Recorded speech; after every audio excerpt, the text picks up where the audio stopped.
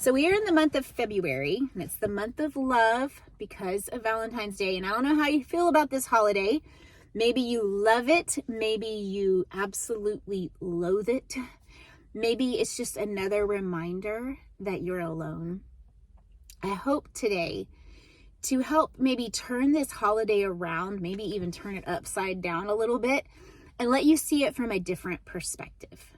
Welcome to Wellness with Rachel. Today I'm talking about Valentine's Day and a different perspective on Valentine's Day, a little different twist.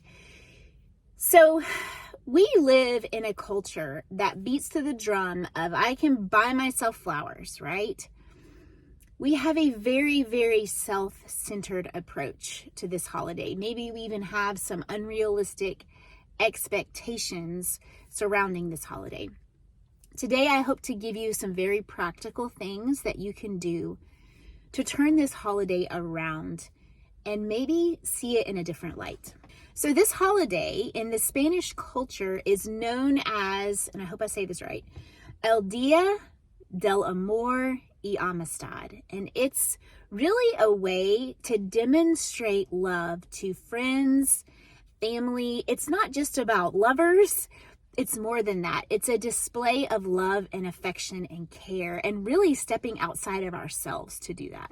So you've probably heard the golden rule, which says, do to others what you would have them do to you. We've probably heard this in elementary school. We probably heard it growing up all our lives. It's actually a very ancient concept that comes from the Bible.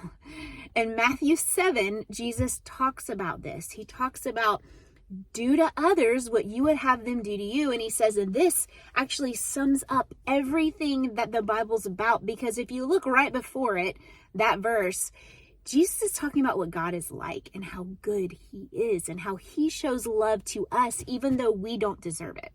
So when we think of doing what we wish others would do to us, we have to step outside of ourselves in order to do that. We have to be unselfish in our thinking, and our culture is so self-centered. We can easily focus on ourselves more than anything else. It's not too hard. The hard part is stepping outside of ourselves, maybe taking away those unrealistic expectations that we have about this month and turning it around.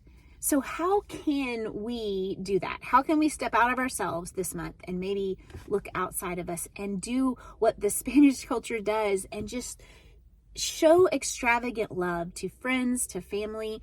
I'm going to give you some very practical ways you can do this. Again, it's limitless because there's so many, you can be so creative in this, and I would love to hear how you guys got creative in doing this.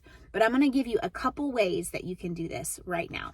So what if instead of expecting someone to buy us flowers or chocolates or treat us with extravagant gifts, what if we were to treat someone else? What if our focus instead would be, how can I love on this person? Maybe it's a coworker. Maybe you could just bring them coffee without expecting anything in return. Maybe it's someone that lives in a retirement community who has nobody. Maybe you can just bring them flowers or a plant. Maybe it's something as simple as, you've heard of the paying it forward. Maybe you can pay for the person's order behind you in the Starbucks line. It's very, very easy for us to think about ourselves, but it's harder to kind of get outside of who we are and think about others. So I encourage you this month to step outside of yourself, put aside the unrealistic expectations, and look around. And seek someone that you can show love to. Maybe someone that really needs it. I guarantee you it will change you more than it changes them. But I think if we think and we truly practice the golden rule, and we do to others what we wish they would do for us, this month would look very different. And maybe you wouldn't feel as lonely. Maybe you would feel a little fuller at the end of this month because of turning this around on its head. And instead of expecting someone to show you love, you seek for ways to show other people love.